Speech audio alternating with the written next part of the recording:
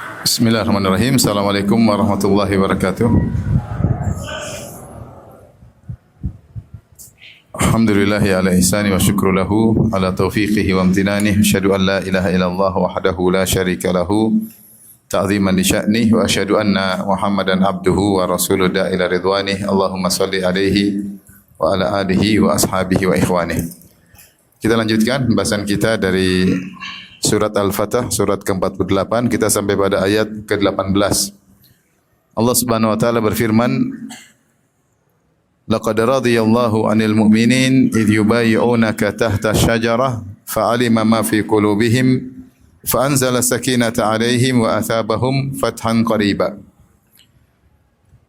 Dan sungguh Allah telah ridha kepada kaum mukminin ketika mereka membayat engkau di bawah sebuah pohon, maka Allah mengetahui apa isi hati mereka dan maka Allah turunkan ketenangan kepada mereka dan Allah beri ganjaran kepada mereka dengan kemenangan yang dekat.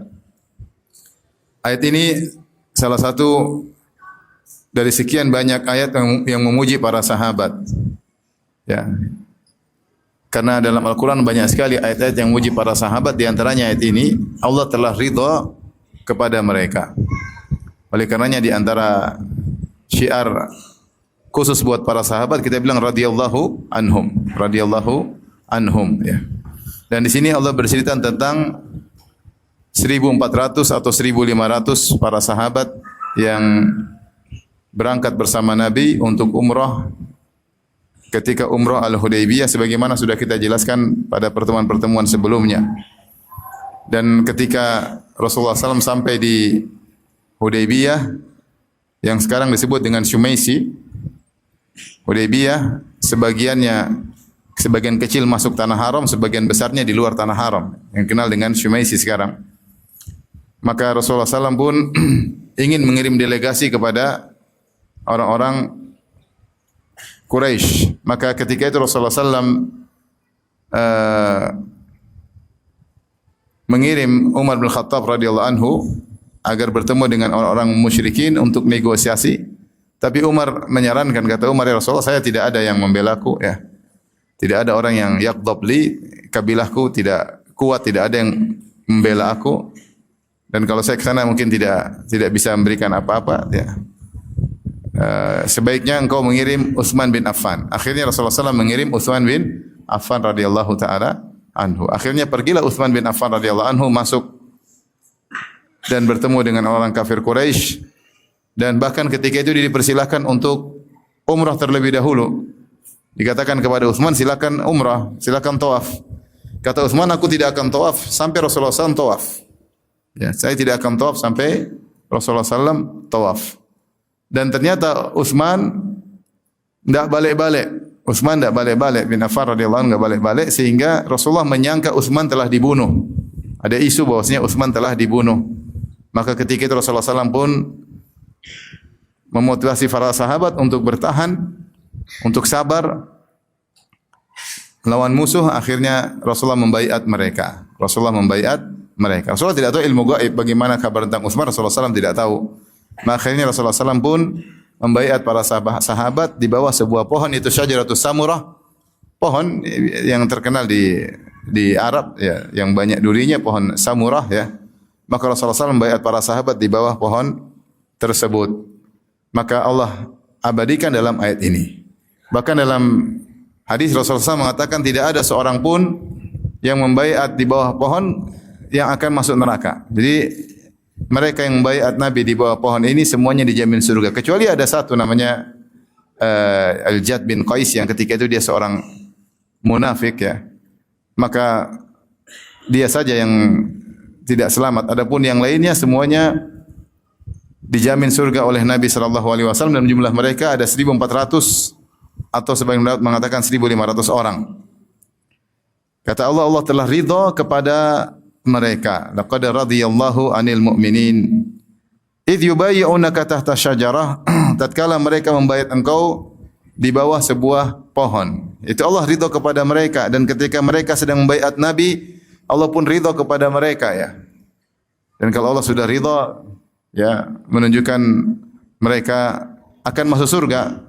Wa ridwanu minallahi akbar, dan keridhaan Allah adalah lebih besar daripada segalanya.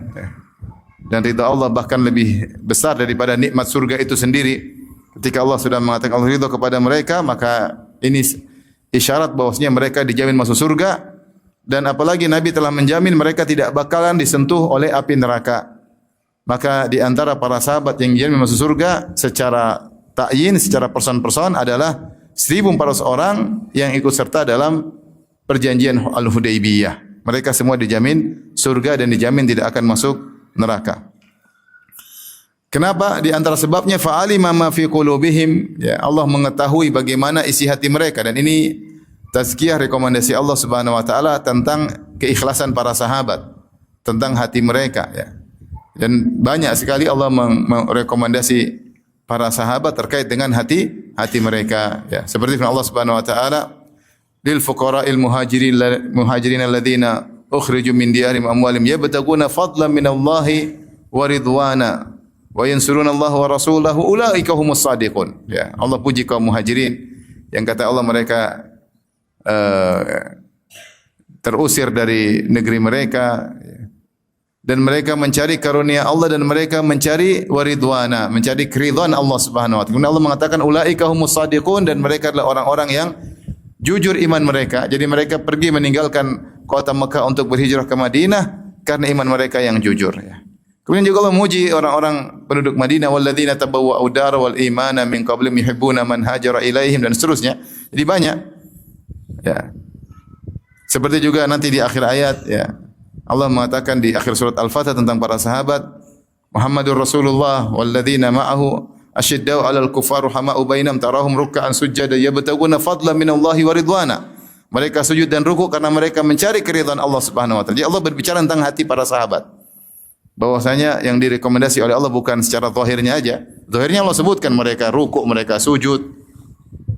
Tapi Allah tidak hanya mencukupkan dengan mentazkiyah zahirnya aja, mereka hijrah, mereka bersedekah, tapi Allah juga mentazkiyah isi hati mereka. Bahwasanya mereka ulaiikumus shadiqun, mereka iman yang jujur. Yabtaguna fadlan minallahi wa ridwana, mereka mencari keridhaan Allah Subhanahu wa taala. Allah menunjukkan memuji keikhlasan mereka. Seperti dalam ayat ini kata Allah fa'alima ma fi qulubihim. Allah tahu isi hati mereka. Allah tahu isi hati mereka ketika mereka membaiat Nabi. Allah tahu mereka tulus, mereka ikhlas. Bukan ada keinginan duniawi sama sekali. Mereka siap mati, mereka siap membela Nabi sampai titik darah penghabisan ketika mereka membaiat Nabi sallallahu alaihi wasallam. Maka Allah mengatakan fa anzala sakinata alaihim. Maka Allah turunkan ketenangan kepada mereka. Wa athabahum fathan qariba, dan Allah akan memberi ganjaran kepada mereka kemenangan yang dekat. Kemenangan yang dekat maksudnya adalah perang ghanimah di perang Khaybar. Tapi akhirnya para sahabat membaiat Nabi sallallahu alaihi wasallam, dan Nabi membaiat dirinya dengan mewakili Utsman. Kata Nabi, ini tangan Utsman. Kemudian Nabi membaiat dirinya perwakilan dari Utsman. Karena Utsman, Allah alam bagaimana nasibnya tidak diketahui, apakah sudah meninggal atau belum, ya. Sampai disebut dalam sebagian riwayat ketika Utsman akhirnya datang, sebagian sahabat mengatakan, kau sudah tawaf ya? Kalian telah suudzon kepadaku, kata Utsman. Saya tidak akan tawaf sampai Nabi sallallahu alaihi wasallam tawaf. Sehingga sahabat mengatakan, benar, Nabi persangka Nabi daripada kami. Nabi telah membelamu dengan mengatakan kau tidak bakalan tawaf sampai Nabi tawaf. Jadi Utsman radhiyallahu anhu sudah dipersilakan oleh kaum musyrikin untuk tawaf, tapi dia tidak mau. Dia tidak mau, dan di sini kemuliaan Utsman bin Affan karena Rasulullah SAW membaiat Utsman dengan tangannya atas nama Utsman. Lebih baik daripada Utsman yang membaiat langsung.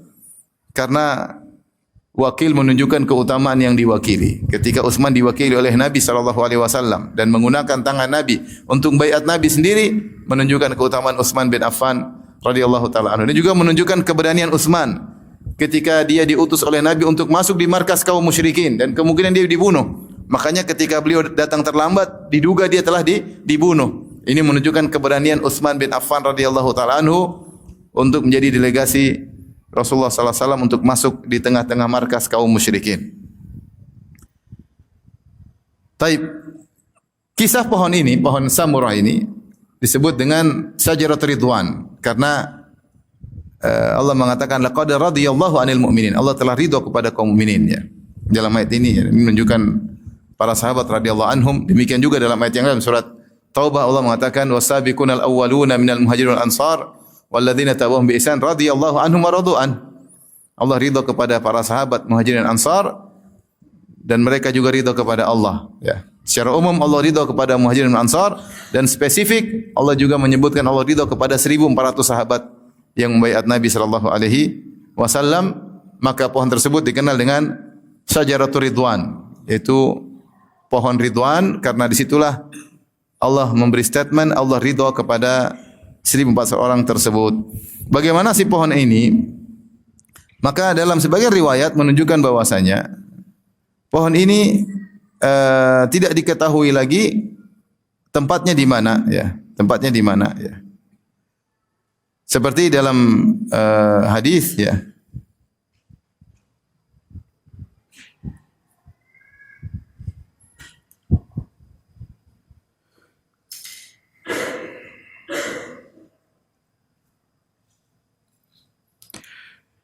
Datang seorang rawi, Tariq bin Abdullah, dia berkata, aku berhaji dan aku melewati suatu kaum yang mereka sedang salat di suatu tempat salat. Faqultu ma hadzal masjid? Apa tempat salat ini? Masjid-masjidnya tempat orang salat. Qalu hadhihi syajarah. Ini adalah pohon yang di mana Rasulullah SAW membaiat para sahabat baiat Ridwan. Baiat Ridwan yang Allah sebut dalam surat Al-Fatah. Fa ataitu Sa'id bin al-Musayyib fa akhbartuhu, aku pun mendatangi Sa'id bin Musayyib, aku mengabarkannya, maka Sa'id berkata, haddatsani abi annahu kana fi man bai'a Rasulullah sallallahu alaihi wasallam. Kata Sa'id, ayahku Al-Musayyib atau Al-Musayyib mengabarkan kepadaku dia termasuk orang yang membaiat Nabi di bawah pohon tersebut, yaitu dari 1.400 orang tersebut. Tahta syajarah, di bawah sebuah pohon. Falamma kharajna minal amil muqbil ansaynaha falam naqdir 'alaiha. Ketika kami pergi lagi balik tahun berikutnya kami kembali lagi menuju Mekah, melewati tempat tersebut, maka kami lupa dan kami tidak tahu di mana posisi pohon tersebut. Maka Sa'id kemudian mengomentari tentang perbuatan orang-orang yang sengaja salat di lokasi pohon tersebut. Kata Sa'id Ibn al-Musayyib, "Inna ashaba Muhammadin sallallahu alaihi wasallam lam ya'lamuha wa 'alimtumuha antum." Para sahabat Nabi tidak tahu di mana tempat posisi pohon tersebut lagi. Sementara kalian mengetahui, fa antum a'lam, kalau gitu kalian lebih pandai daripada para sahabat. Jadi sahabat tahun depan balik lagi udah enggak tahu di mana pohon tersebut. Dan asar ini juga, riwayat ini juga hadis ini dibawakan oleh Ibnu Katsir di tafsirnya. Ya. Demikian juga diriwayatkan dari Ibnu Umar dengan makna yang sama. Kata Ibnu Umar radhiyallahu anhu, Ibnu Umar, raja'na minal amil muqbil. Tahun berikutnya setelah kami membaiat Nabi, yaitu pada tahun 7 Hijriah, karena baiat terjadi pada tahun 6 Hijriah. Pada tahun berikutnya kami kembali, famajtama'a minna ithnani ala syajarah allati bay'ana tahtaha. Ibnu Umar termasuk yang baiat Nabi ketika itu. Kata Ibnu Umar, tahun depan kami balik, tidak ada dua orang di antara kami yang sepakat di mana pohon tersebut yang kami pernah membaiat Nabi sallallahu alaihi wasallam. Kanat rahmatan minallah. Dan ini adalah rahmat dari Allah Subhanahu wa taala, ya. Jadi di sini Ibnu Umar mengatakan kami enggak tahu. Kami enggak tahu di mana pohon tersebut, bahkan dua orang di antara kami enggak ada yang sepakat di mana pohon tersebut, ya. Ini menunjukkan bahwasanya posisi pohon tersebut sudah tidak diketahui, ya. Maka ada hikmahnya. Nawawi rahimahullah berkata, sababu khafaiha, sebabnya pohon tersebut lokasinya tidak diketahui lagi, alla yaftinan nasa atau alla yuftatanun nas biha atau alla yaftatinan nasu biha, agar orang-orang tidak terfitnah dengan pohon tersebut. Lima jaro tahtaha minal khair, karena di bawah pohon tersebut pernah terjadi kebaikan, itu baiat. Wa nuzulir ridwan wa sakinah wa ghairi dzalik, dan Allah menurunkan keridhaan Allah dan Allah menurunkan sakinah kepada para sahabat ketika itu. Falau baqiyat zahiratan ma'lumatan la khifa ta'zimul a'rabi wal juhal iyaha. Kalau seandainya pohon tersebut masih ada dan masih terjaga, dikhawatirkan orang-orang Arab Badui dan orang-orang bodoh akan mengagungkan pohon tersebut. Wa ibadatuha, dan dikhawatirkan mereka akan menyembah, wa ibadatuhum, dan mereka ibadatum iyaha, dan mereka akan menyembah pohon tersebut. Wa kana khafa'uha rahmatan minallahi ta'ala, dan hilangnya bekas pohon tersebutlah rahmat dari Allah. Ini An-Nawawi mengomentari perkataan Ibnu Umar bahwasanya hilangnya lokasi pohon tersebut adalah rahmat dari Allah Subhanahu wa taala. Mereka tidak tahu di mana posisinya. Karena kalau ada mungkin disembah. Mungkin disembah ya. Kemudian datang dalam riwayat-riwayat bahwasanya di antaranya ya, sampai kepada berita kepada Umar ya, bahwasanya ada orang-orang yang beribadah di dekat sebuah pohon ya. Seperti dalam suatu riwayat dari Aun An-Nafi' dia berkata, "Kana an-nasu ya'tuna syajara allati yuqalu laha syajaratur ridwan." Orang-orang mendatangi di zaman kekhilafan Umar bin Khattab radhiyallahu anhu itu jauh setelah kejadian tersebut ya. Orang-orang datang ke sebuah pohon yang disebut Syajaratul Ridwan, fayusalluna indaha, kemudian mereka salat di sisi pohon tersebut. Nafi' berkata, fabalagha dzalika Umar bin Al-Khattabi, fa'adahum fiha wa amara biha faqutiat. Ya, maka sampailah berita tersebut kepada Umar, maka Umar memperingatkan mereka dan akhirnya Umar perintahkan agar pohon tersebut ditebang. Demikian juga kata disebutkan dengan sanad yang sahih kata Ibnu Hajar dari Nafi' bahwasanya Umar sampai kepada beliau kabar bahwasanya sebuah kaum mendatangi sebuah pohon. Kemudian mereka salat di sisi pohon tersebut, maka Umar fatawa'adahum, Umar ingatkan mereka jangan salat di situ. Akhirnya Umar perintahkan untuk memotong pohon tersebut ya. Wallahu alam bisawab, pohon yang didatangi di zaman Umar itu bukan Syajaratul Ridwan, tapi pohon yang diduga. Pohon yang diduga. Ya, sehingga Umar potong. Apakah pohon tersebut benar-benar pohon Syajaratul Ridwan? Karena masalahnya setahun setelah mereka membaiat Nabi sallallahu alaihi wasallam, ternyata para sahabat sudah tidak tahu di mana lokasinya. Dan kemudian muncul isu di zaman Umar, orang-orang datang ke pohon tersebut kemudian kemudian salat di sisi pohon tersebut, maka Umar suruh potong pohon tersebut. Berkata Ibnu Umar tadi tidak diketahuinya posisi tadi kenapa, rahmatan, sebagai rahmat dari Allah Subhanahu wa taala, dan benar ketika ada diduga pohon tersebut akhirnya orang mencari berkah di situ, dan Umar ini adalah wasilah yang bisa mengantarkan kepada hal-hal yang tidak diinginkan, kesyirikan dan yang lainnya, maka Umar memerintahkan untuk memotong pohon yang diduga sebagai pohon Ridwan. Dan ini adalah salah satu semangat Umar untuk menjaga tauhid. Sebagaimana pernah kita ketahui juga terjadi di zaman Umar ketika ditemukan jasad Nabi Daniel alaihissalam yang masih dalam kondisi utuh. Maka Umar khawatir orang-orang akan terfitnah dengan jasad Nabi tersebut. Akhirnya Umar menyuruh di malam hari menggali sekitar puluhan lubang. Kemudian diletakkan Nabi Daniel tersebut, salah satu lubang tersebut, kemudian dikubur sehingga orang tidak tahu di mana kuburan Nabi Daniel. Kenapa? Karena orang tahu mungkin digali lagi nanti. Digali lagi dan orang bisa terfitnah. Karena peribadatan hanya kepada Allah, pengagungan hanya kepada Allah Subhanahu wa taala, dan sudah terfitnah orang-orang sebelumnya yang mengkultuskan Uzair sehingga mengatakan Uzair ibnullah, Uzair adalah putra Allah, dan sebelumnya juga sudah terbukti orang-orang mengkultuskan Nabi Isa alaihissalam sehingga dikatakan Nabi Isa adalah anak Allah sehingga diibadahi. Dan sebelumnya lagi jauh di zaman Nabi Nuh mereka telah mengkultuskan Wat, Suwa, Yaguth, Ya'uq, Nasr, akhirnya disembah. Dan di zaman Nabi SAW mereka mengkultuskan Lata, seorang yang sangat soleh, bagi-bagikan makanan kepada jemaah haji gratis. Akhirnya ketika meninggal dibuat berhala, akhirnya disembah. Dan potensi menyembah orang-orang soleh itu ada ya. Dan sampai sekarang masih banyak kuburan-kuburan orang-orang saleh kemudian didatangi, diminta-mintai, orang minta-minta kepada penghuni kuburan. Itulah syirkun sarih, kesyirikan yang sangat jelas. Kalau pohon Ridwan saja yang diduga pohon Ridwan yang sebenarnya mungkin ada nilai sejarahnya, itu ditebang oleh Umar karena menjaga tauhid ya. Bagaimana lagi kalau terkait dengan manusia ya, yang kemungkinan untuk dikultuskan sangat besar. Oleh karenanya ketika Nabi Daniel ketahuan jasadnya, segera dikubur oleh Umar bin Khattab radhiyallahu anhu, digali banyak lubang agar tidak diketahui di mana lokasi kuburannya, khawatir orang-orang terfitnah dengan jasad Nabi Daniel alaihissalam. Tapi di sini intinya pohon tersebut tidak diketahui di mana lokasinya. Meskipun kata Ibnu Hajar datang dalam sebagian riwayat Jabir bin Abdullah di masa hidupnya ketika dia sudah buta, dia mengatakan kalau saya bisa lihat saya akan tunjukkan di mana lokasi pohon tersebut. Ya, ada sahabat mungkin yang masih ingat ya. Tetapi intinya kebanyakan sahabat sudah tidak tahu di mana lokasinya dan ada pohon yang diduga sebagai pohon Syajaratul Ridwan, apakah itu benar pohon Syajaratul Ridwan atau cuma dugaan, tetap dipotong oleh Umar bin Khattab radhiyallahu taala anhu untuk menjaga agar orang-orang tidak terjerumus dalam kesyirikan. Sebagaimana dikata Imam Nawawi, di antara rahmat Allah, lokasi pohon tersebut dihilangkan oleh Allah. Kalau seandainya lokasi pohon tersebut masih ada, khawatir akan diibadahi.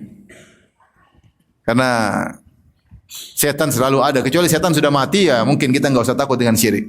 Selama setan masih ada, iblis masih hidup atau sudah mati? Adik-adik, iblis masih hidup atau sudah mati?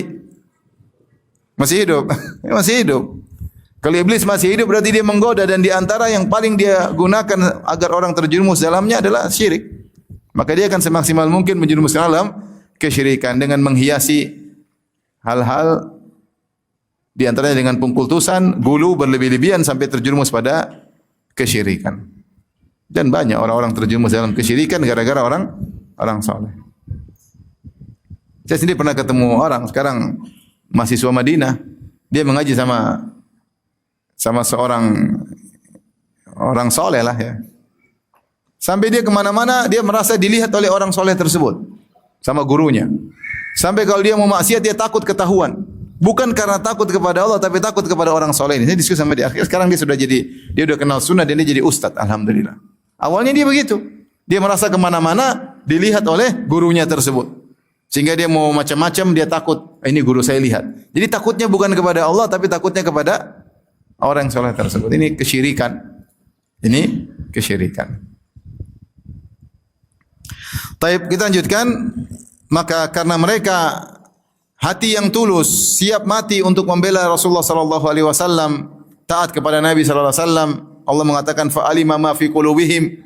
Allah tahu ketulusan mereka, Allah tahu sifat setia mereka, wafa mereka, setia mereka, maka Allah turunkan ketenangan pada hati mereka ya.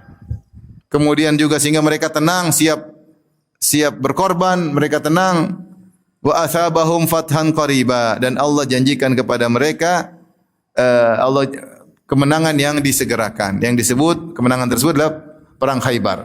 Jadi setelah mereka mereka berangkat pada bulan Dzulqa'dah. Jadi perjanjian Hudaybiyah ini terjadi pada bulan Dzulqa'dah. Kemudian mereka balik sebulan setelahnya, yaitu pada awal tahun 7 Hijriah, maka mereka menyerang Khaybar dan mereka menang. Dan Allah mengatakan, Allah janjikan untuk membalas mereka dengan kemenangan yang disegerakan. Maksudnya adalah Fathu Khaybar. Dan Allah berfirman, wa maghanima katsiratan ya'khudhunaha, dan mereka akan mendapatkan ghanimah yang banyak. Wa kana Allahu azizan hakima, dan Allah adalah Maha perkasa lagi Maha bijaksana. Ternyata di balik peristiwa Al-Hudaybiyah, di mana Nabi dan para sahabat tidak jadi umrah ketika itu sebagaimana sudah kita jelaskan, dan akhirnya mereka masuk dalam perjanjian damai selama 10 tahun dengan orang-orang Quraisy, tidak terjadi perang, terjadi gencatan senjata sebagaimana kita ceritakan pada awal-awal kajian tentang surat Al-Fatah. Akhirnya mereka pulang dan setelah itu mereka berkesempatan untuk menyerang Yahudi di Khaybar. Seandainya mereka tidak ada perjanjian damai dengan orang-orang Quraisy, tentu orang-orang Quraisy akan membantu Yahudi Khaybar. Tetapi karena mereka dalam perjanjian dengan orang-orang Quraisy, sehingga mereka bisa konsen, fokus menyerang Yahudi Khaybar tanpa diganggu oleh orang-orang Quraisy. Ini adalah hikmahnya. Akhirnya para sahabat menang. Dan Khaybar adalah negeri yang sangat kaya raya. Makanya dalam sebagian riwayat, istri Nabi berkata, kami tidak pernah kenyang kecuali setelah Khaybar ditaklukkan. Karena banyak sekali harta Khaybar, ya, terutama dari hasil bumi yang luar biasa. Kata Allah mengatakan, Allah berfirman, wa maghanima katsiratan ya'khudhunaha, dan mereka akan mengambil ghanimah yang banyak dari Khaybar. Wa kana Allahu azizan hakima, dan Allah Maha perkasa lagi Maha bijaksana. Subhanallah. Allah mampu mengalahkan siapapun yang Allah kehendaki, tapi semua yang berjalan di atas muka bumi ini ada hikmahnya, ada aturannya, ada perjuangan. Ya, ada perjuangan. Allah ingin ada yang berjihad, Allah ingin ada yang berdakwah, Allah ingin ada yang berjuang. Ya. Kalau Allah mampu, Allah matikan iblis, selesai. Kalau Allah ingin, Allah matikan iblis, selesai. Allah matikan Yahudi selesai, tapi semua yang terjadi ada hikmahnya. Makanya Allah mengatakan wa kana Allahu azizan, Allah Maha perkasa, tetapi semua yang Allah takdirkan hakiman, di atas hikmah yang Allah kehendaki. Kemudian Allah berfirman lagi, wa'adakumullahu maghaniman katsiratan ta'khudunaha, dan Allah janjikan kepada kalian ghanimah-ghanimah yang banyak yang kalian akan mengambilnya. Fa'ajjala lakum hadhihi, dan Allah segerakan yang ini, yaitu Khaybar Allah segerakan. Khaybar Allah segerakan. Yang lain Allah masih janjikan.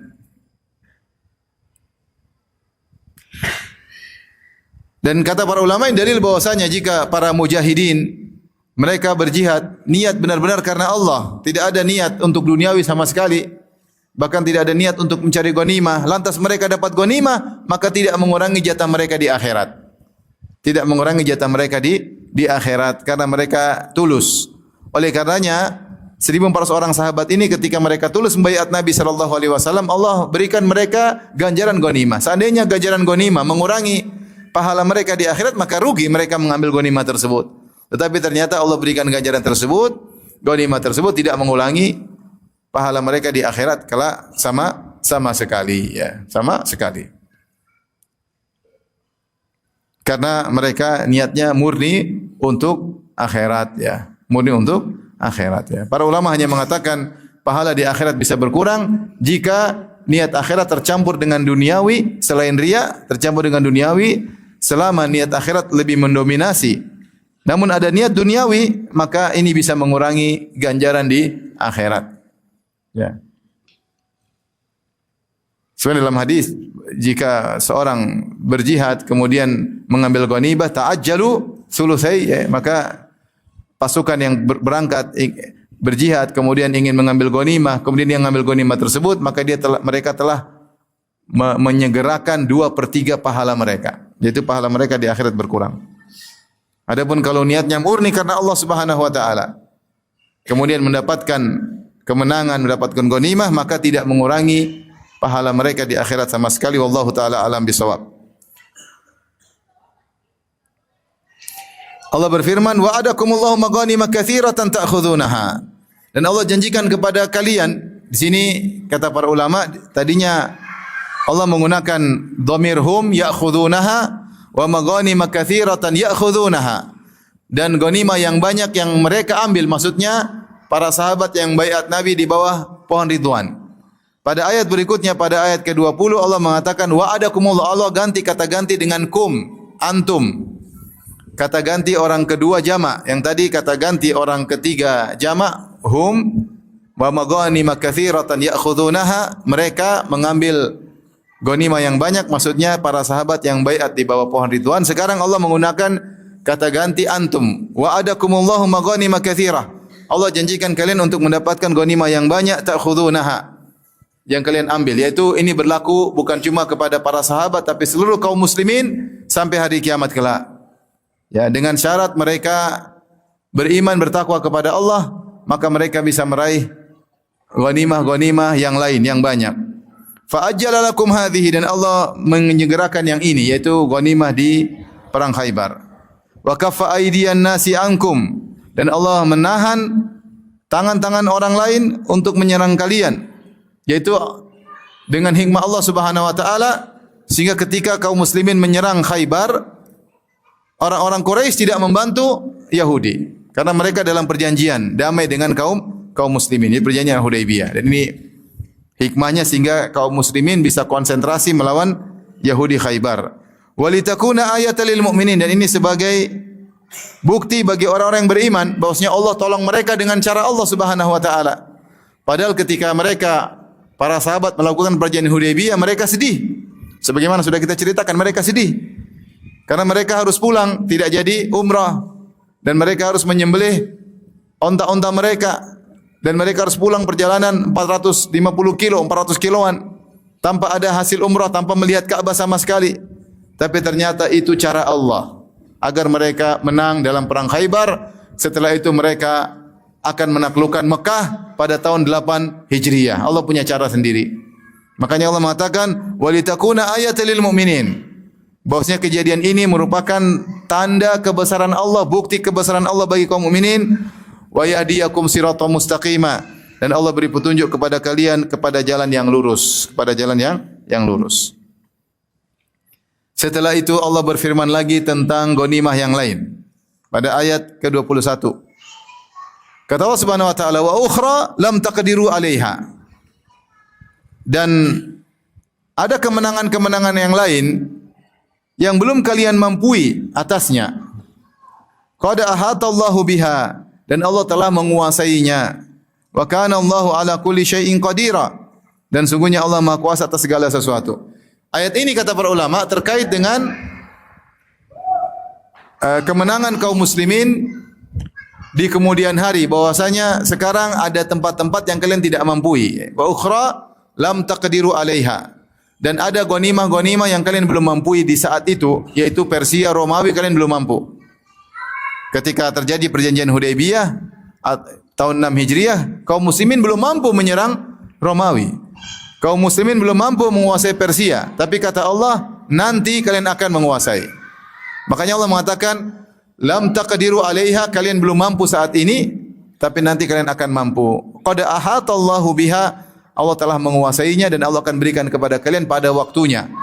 Sehingga akhirnya di zaman Umar bin Khattab radhiyallahu anhu akhirnya ditaklukkanlah Persia, kemudian juga ditaklukkan sebagian Romawi, ya. Kemudian Baitul Maqdis dikuasai oleh Umar bin Khattab radhiyallahu anhu, ya, di zaman kekhilafahan Umar bin Khattab radhiyallahu taala anhu. Tapi kata Allah ketika itu, sekarang kalian belum mampu, tapi nanti kalian akan mendapatkannya.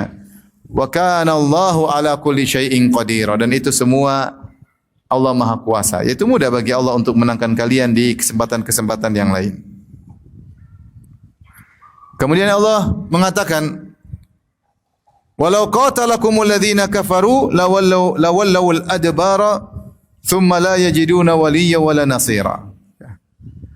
Seandainya orang-orang kafir menyerang kalian, yaitu orang Quraisy menyerang kalian ketika itu, ya, lawallawul adbara, mereka akan kabur mundur. Thumma la yajiduna waliyya wala nasira, kemudian mereka tidak akan mendapati waliyan, yaitu yang ngurus mereka, wala nasiran, maupun yang menolong mereka. Itu Allah menenangkan kaum muslimin, tenang, seandainya kalian perang, kalian akan menang. Kenapa orang kafir ketika menyerang kalian, mereka akan kabur. Mereka akan kabur selama kalian beriman dan bertakwa. Dan kalau mereka sudah kabur, tidak ada yang bisa ngurusin mereka, dan mereka tidak akan menemukan penolong. Beda kalau kabur, masih berharap ada penolong sehingga balik lagi nyerang. Tapi mereka kalau nyerang kalian, wahai kaum mukminin, mereka kabur balik belakang, dan mereka tidak akan mendapatkan wali yang mengurusin mereka, dan juga tidak akan mendapatkan nasira yang akan menolong mereka, yang menunjukkan kekalahan mereka akan parah jika berperang melawan kalian. Ini pujian dan memberi semangat kepada kaum mukminin, yang penting bertakwa. Sunnatullahi allati qad khalat min qabl. Inilah tradisi Allah atau sunnatullah, ketentuan Allah yang telah berlaku sejak dulu. Walan tajid li sunnatillahi tabdila, dan kalian tidak akan mendapati perubahan bagi peraturan Allah Subhanahu wa taala. Sunnatullah maksudnya tradisi yang berlaku.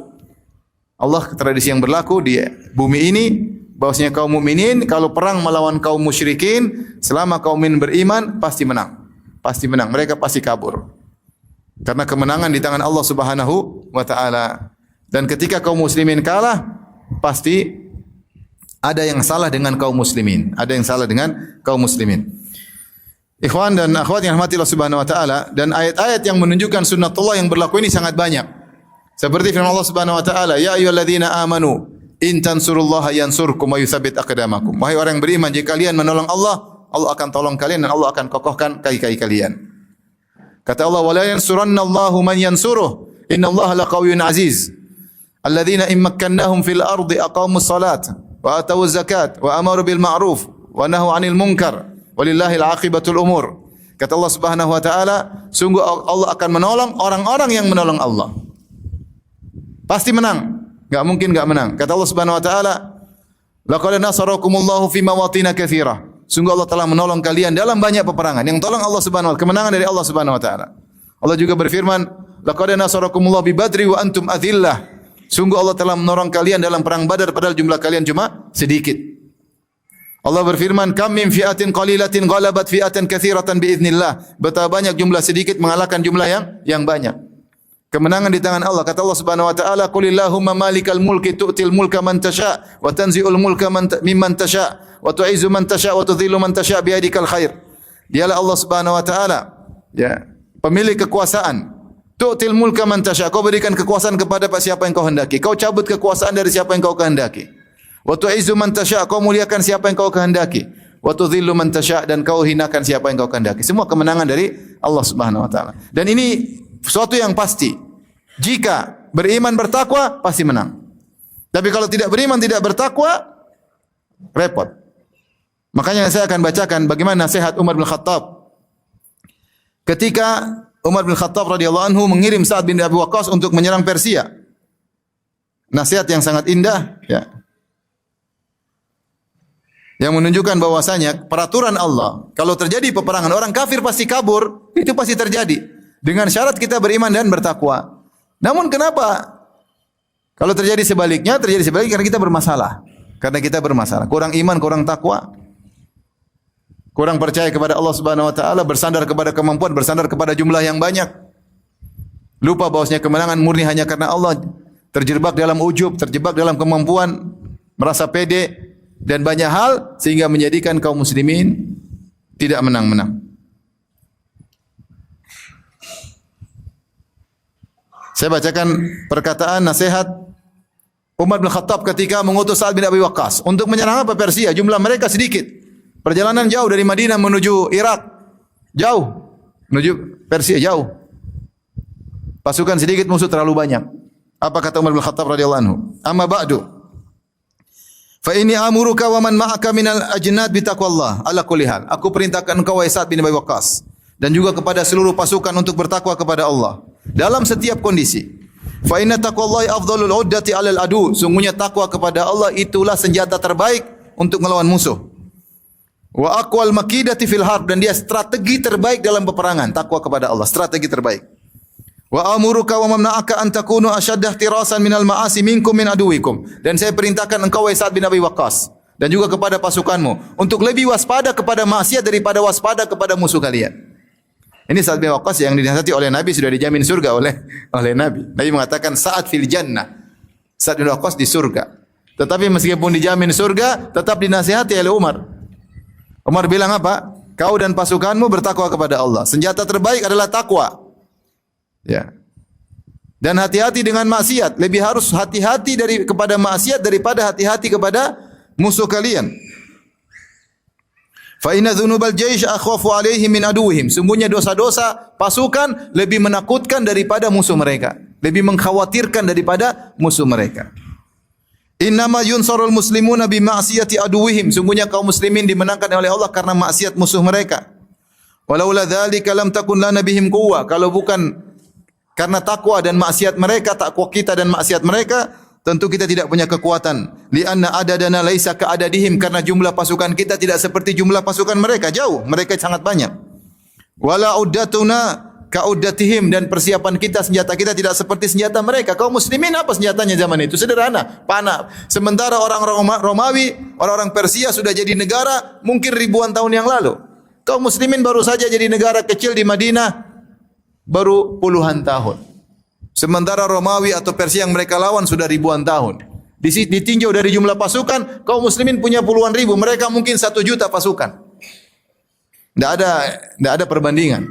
Ditinjau dari alat-alat peperangan, mereka jauh, mereka peralatan peperangan besi dan macam-macam hebat. Tidak sama dengan kaum muslimin. Makanya Umar mengatakan, ditinjau dari jumlah kita kalah, ditinjau dari peralatan kita kalah. Cuma buat kita menang apa? Kita takwa, mereka maksiat. Itu yang buat kita menang.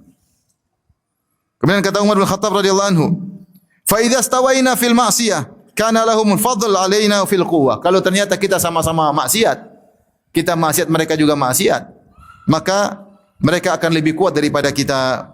Wa illa nunsaru alaihim bi fadlina lam naglibhum bi quwwatina.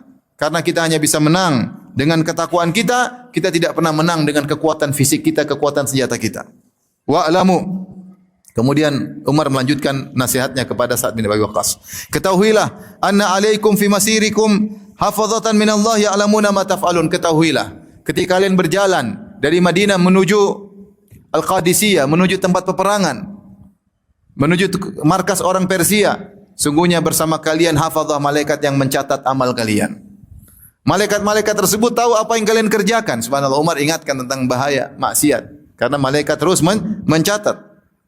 Fastahyu minhum, maka malulah kepada malaikat-malaikat tersebut. Wala ta'malu bima'asillah, jangan kalian bermaksiat kepada Allah wa antum fi sabilillah, sementara kalian sedang berjihad di jalan Allah Subhanahu wa taala. Itu jangan campurkan jihad dengan maksiat. Wala taqulu inna aduwana syarrun minna falan yusallat alaina wa in asana. Jangan sempat kalian bilang syubhat. Kalian bilang meskipun kita bermaksiat, musuh lebih buruk, kita pasti akan menang. Karena ditinjau dari maksiat kita enggak ada bandingannya dengan kekufuran mereka. Kalau gitu bakalan kita menang. Ini syubhat kata Umar. Farubba qaumin sulita alaihim syarrun minhum. Lihat betapa banyak kaum ternyata dikuasai oleh kaum yang lebih buruk daripada mereka. Contohnya apa? Kama sulita ala bani Israil lamma amilu bimasakhitillah kuffarul majus. Lihatlah ketika Bani Israel yang mereka masih beriman kepada Allah namun mereka bermaksiat, mereka riba, mereka makan haram, mereka menghilangkan hukum-hukum had, akhirnya mereka dikuasai oleh Bukhtanasar Majusi. Padahal kalau ditinjau dari kesyirikan, Majusi lebih parah daripada Bani Israel. Tapi ketika sama-sama maksiat, sudah Allah tidak tolong. Akhirnya kalah dengan yang lebih buruk, meskipun lebih buruk. Fajasu khilalad diyar wa kana wa'dan maf'ula. Was'alullaha al-auna 'ala anfusikum kama tas'aluna an-nasra 'ala aduwikum. Maka mintalah kepada Allah pertolongan untuk menjaga diri kalian agar tidak maksiat sebagaimana kalian minta pertolongan kepada Allah untuk mengalahkan musuh-musuh kalian. Nasihat luar biasa. Karena sunnatullah berlaku bahwasanya kalau orang beriman pasti Allah tolong, musuh pasti kabur. Allah mengatakan dalam ayat ini, "Walau qatalakumul ladzina kafaru lawallawul adbara thumma la yajiduna waliyya wala nasira." Seandainya kalian diperangi oleh orang kafir, mereka akan kabur. Mereka akan kabur dan mereka tidak akan mendapatkan pengurus maupun menolong mereka.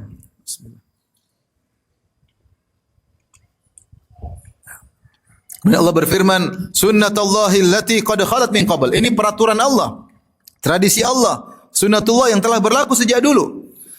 Walan tajid li sunnatillahi tabdilan, kau tidak akan mendapati peraturan Allah berubah. Yang penting bertakwa pasti menang.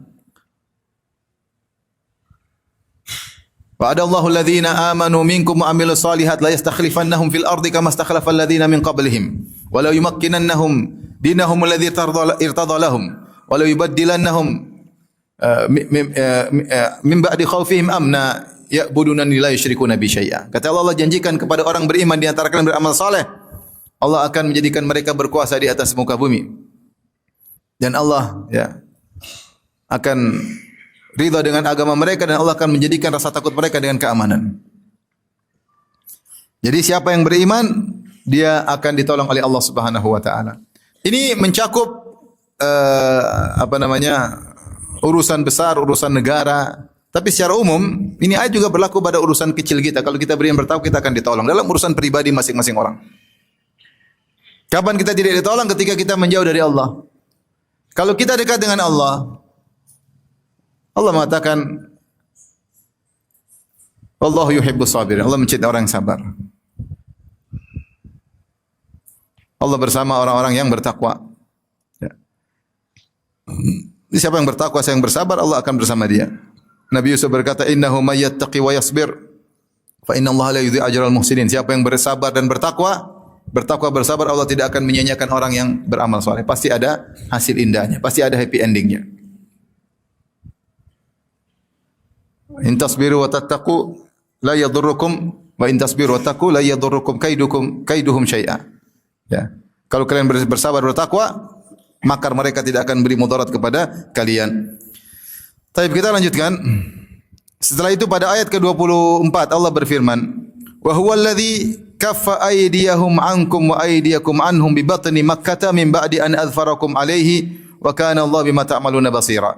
Dialah Allah yang telah menahan tangan mereka dari menyerang kalian. Wa aydiyakum anhum, dan Allah menahan kalian dari menyerang mereka. Bi batni Makkah, di daerah Makkah. Ya. Di kota Mekah, min ba'di an adfarakum alaihim, setelah Allah menjadikan kalian mampu menangkap mereka. Wa kana Allah bima ta'maluna basira, dan sungguhnya Allah mengetahui apa yang Allah melihat apa yang kalian lakukan. Ini ayat terjadi Sebagaimana disebutkan oleh Tahir bin Ashur tentang ayat ini turun tentang ketika Rasulullah SAW sedang mengirim apa terjadi diskusi antara delegasi kaum muslimin dengan delegasi kaum musyrikin kaum Quraisy. Tiba-tiba ada sekelompok orang Quraisy berjumlah 80 orang, mereka bawa pedang. Kemudian mereka ingin menyerang kaum muslimin. Dianggap kaum muslimin lagi lalai, mereka ingin menyerang. Tapi ternyata Rasulullah tahu. Akhirnya Rasulullah SAW menyerang mereka dan akhirnya tertangkap 80 orang tersebut. Tadinya mereka mau menyerang diam-diam, ternyata ketahuan mereka malah ketangkap. Setelah mereka ketangkap, ternyata Rasulullah SAW tidak membunuh mereka, Rasulullah SAW suruh lepaskan. Rasulullah suruh lepaskan karena kalau 80 tersebut terbunuh pasti terjadi peperangan. Rasulullah lagi tidak ingin berperang. Rasulullah SAW datang untuk umrah bukan untuk apa? Perang. Kata Rasulullah lepaskan.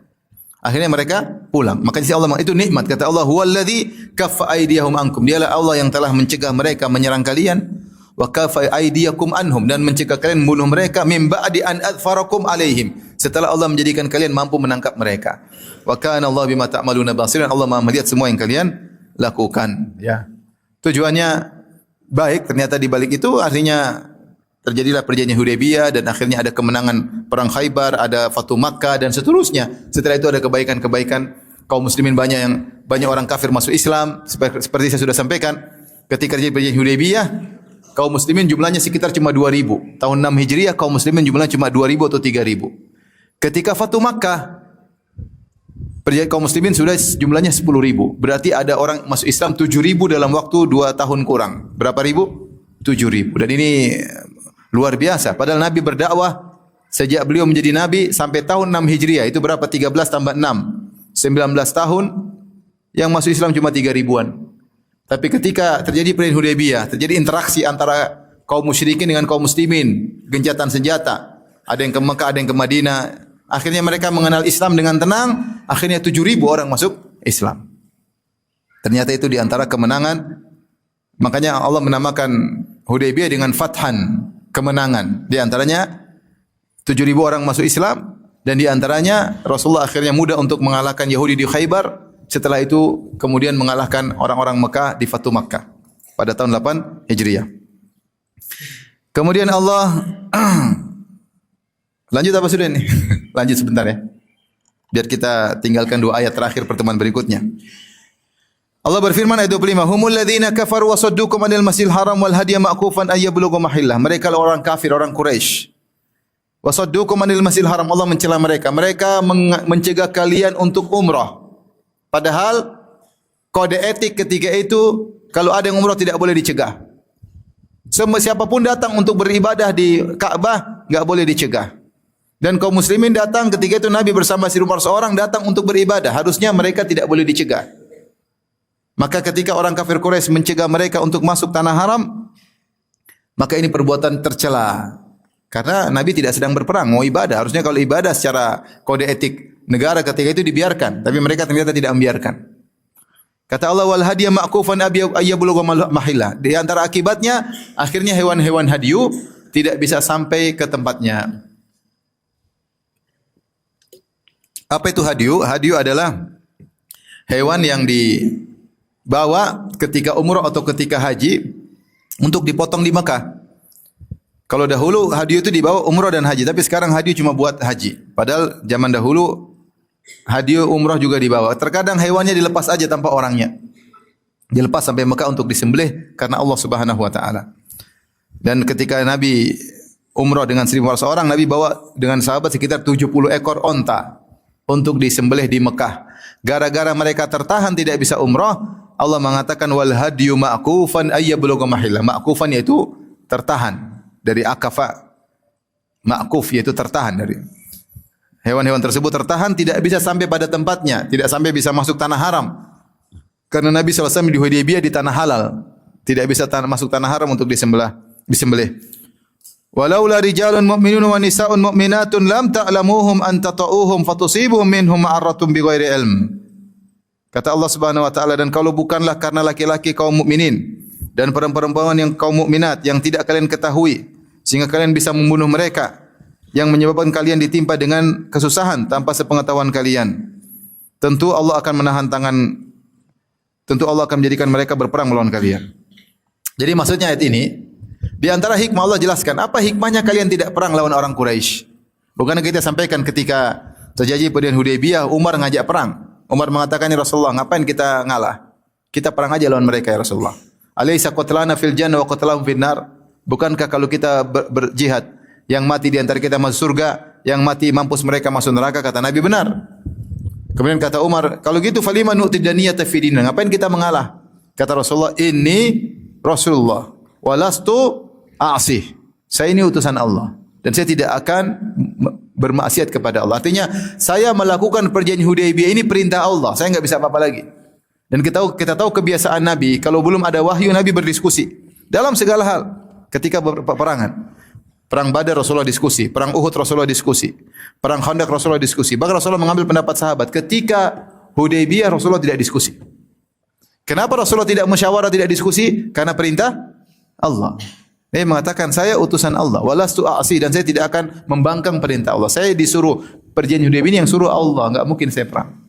Ternyata Allah jelaskan hikmah-hikmahnya kenapa tidak perang. Ya tadi banyak sudah kita sebutkan. Di antara hikmahnya, karena ketika itu ada orang-orang di Mekah yang masuk Islam, yang menyembunyikan Islam mereka, yang takut dengan keluarga mereka, baik laki-laki maupun perempuan.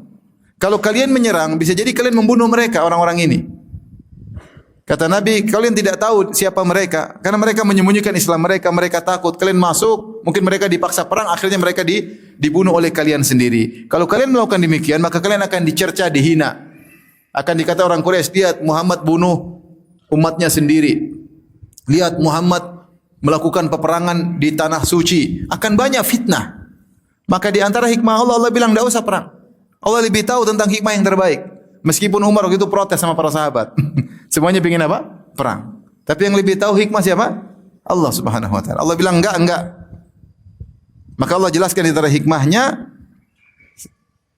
kalian kalau masuk menyerang, tentu akan membunuh kaum muslimin, kaum muslimat yang kalian tidak mengenal mereka. Fatusibakum minhum ma'aratun bighairi ilm. Akhirnya kalian ditimpa dengan kesusahan, akan dihina, akan diejek, akan dinyinyir, akan dibuli oleh orang-orang musyrikin. Maka Allah mencegah mereka untuk berperang. Kemudian Allah ada hikmah berikutnya. Kenapa tidak jadi perang? Kata Allah, liyudkhilallahu fi rahmatihi may yasha. Agar Allah masukkan orang-orang Allah kehendaki dalam rahmatnya. Benar. Agar orang-orang tersebut selamat, dirahmati oleh Allah Subhanahu wa taala. Agar kaum muslimin dapat rahmat sehingga menang dalam Khaybar dan perang-perang berikutnya. Agar orang-orang kafir Mekah tadi dapat rahmat sehingga mereka masuk Islam, dan banyak mereka akhirnya masuk apa? Islam. Ternyata hikmahnya banyak, ya. Di balik perjanjian Al-Hudaybiyah tersebut. Kata Allah, liyudkhilallahu may yasha'u fi rahmatihi may yasha'. Agar Allah masukkan siapa yang Allah kehendaki dalam rahmatnya, sehingga mengenai orang-orang kaum muslimin, kaum minat yang mustata'afin, yang susah, yang menyembunyikan Islam mereka, agar kaum muslimin mendapatkan ghanimah, agar kaum muslimin dijamin surga oleh Allah Subhanahu wa taala, agar mereka terpuji, diingat karena mereka pernah membaiat Nabi di bawah sebuah pohon, dan juga agar orang-orang kafirin bisa masuk Islam, dan akhirnya banyak masuk Islam. Abu Sufyan masuk Islam, Ikrimah bin Abi Jahal masuk Islam, Safwan bin Umayyah masuk Islam, tokoh-tokoh Quraisy, ya. Khalid bin Walid masuk Islam, ya. Banyak. Hikmah luar biasa. Makanya ini sebagai contoh bahwasanya tidak semua yang kita rencanakan itu lebih baik. Kalau ada sunnah Nabi kerjakan aja. Makan Nabi kerjakan, urusan belakangan, urusan Tuhan, bukan urusan kita. Yang penting ketika kita mengerjakannya karena Allah Subhanahu wa taala. Kita ikut prosedur. Prosedurnya gimana? Allah sudah kasih prosedur, itu pasti yang terbaik buat kamu. Enggak usah kau macam-macam. Ikut aja prosedur. Apa yang terjadi, biarkanlah terjadi. Kelihatannya buruk, nanti ujungnya apa? Indah. Lihat ini, kelihatannya buruk. Gak jadi umroh, pulang balik sedih, jalan lagi 450 kilo, onta-onta disembelih, gak jadi disembelih di tanah haram. Ibarat kita sudah berangkat, sudah bayar habis-habisan, sampai ke Mekah ternyata visa ziarah. Suruh pulang. Sedih atau tidak? Sedih nggak jadi. Ini udah berangkat jauh-jauh. Kita mending naik pesawat. Ini Nabi berjalan dengan perjalanan darat. Mungkin seminggu. Bayangkan di bawah terik matahari, kemudian debu, bawa onta. Tidak bisa jalan cepat-cepat. Onta 70 mau disembelih. Sampai di ujung nggak jadi. Tapi lihat hikmahnya luar biasa. Yang mungkin tidak direnungkan oleh para sahabat. Sehingga mereka baunya perang saja. Sampai kata seorang sahabat Sahal bin Hunayf atau siapa, dia berkata, "Ittahimu ra'yakum." Curigailah diri kalian. Sungguh ketika peristiwa Abu Jandal, peristiwa Hudaybiyah, kami memprotes kepada Nabi. Kami protes kepada Nabi SAW. Tidak tahu hikmahnya. Ketika Nabi bilang, "Enggak, ini perintah Allah." Kemudian Nabi cukur rambutnya, Nabi potong untanya. Semua sahabat bilang ini sudah enggak bisa berubah lagi. Sudah mereka ikuti. Ternyata di balik itu banyak hikmah. Di antaranya kata Allah, "Liyudkhilallahu fi rahmatihi may yasha." Agar Allah masukkan dalam rahmatnya siapa yang Allah kehendaki. "Lau tazayyalu la'adzabna alladhina kafaru minhum 'adzaban alima." Seandainya laki-laki beriman dan wanita-wanita mukminah tersebut bisa terpisahkan, tentu kami suruh kalian perang. Tapi enggak, karena enggak bisa, sudah jangan. Maka di sini sebagian ulama dari para ulama fikih mengatakan kalau terjadi peperangan misalnya, kemudian ada orang musyrik berlindung di balik wanita muslimah, maksudnya di balik orang muslim, maka tidak boleh kita bunuh orang muslim tadi. Tidak boleh kita serang dia karena bisa membunuh orang muslim tadi. Ya. Di antara pendapat, karena tadi Allah melarang kaum muslimin untuk menyerang karena ada orang-orang beriman di situ yang dikhawatirkan akan terkena dampak ikut terbunuh. Wallahu a'lam bishawab. Taib ayat terakhir, "Idz ja'ala alladziina kafaru fi qulubihimul hamiyatal jahiliyah." Tatkala orang-orang kafir menanamkan dalam hati mereka kesombongan. Hamiyah itu fanatisme. Hamiyah itu fanatisme jahiliyah. Buktinya fanatisme jahiliyah, mereka harusnya membiarkan Nabi dan para sahabat untuk umrah. Ini karena ini kode etik kota Mekah. Yang mau umrah tidak boleh dilarang. Tapi kenapa mereka larang? Karena mereka malu. Mereka enggak mau dibilang, lihat Muhammad dan pasukannya masuk sementara kaum Quraisy tidak berdaya. Mereka tidak mau ada isu memalukan. Jadi mereka paksa melarang, enggak mau malu. Padahal sebenarnya enggak usah malu. Datang aja kaum muslimin datang karena itu bukan ingin perang, ingin umrah. Harusnya kalau ingin umrah dibiarin. Tapi karena mereka takut dikatakan, lihat Muhammad datang dengan pasukannya dan kaum musyrikin, kaum Quraisy hanya duduk tidak bisa berkutik, sehingga ini memalukan mereka. Karena hamiyah tersebut, untuk menolak rasa malu tersebut, akhirnya mereka melarang, mereka melanggar kode etik mereka sendiri. Bahwa kode etik mengatakan tidak boleh melarang orang untuk umrah, tapi akhirnya mereka larang. Allah sebut dengan hamiyatul jahiliyah. Dan ini sindiran kepada mereka, karena semua yang sandarkan kepada jahiliyah menunjukkan kebodohan, ketololan.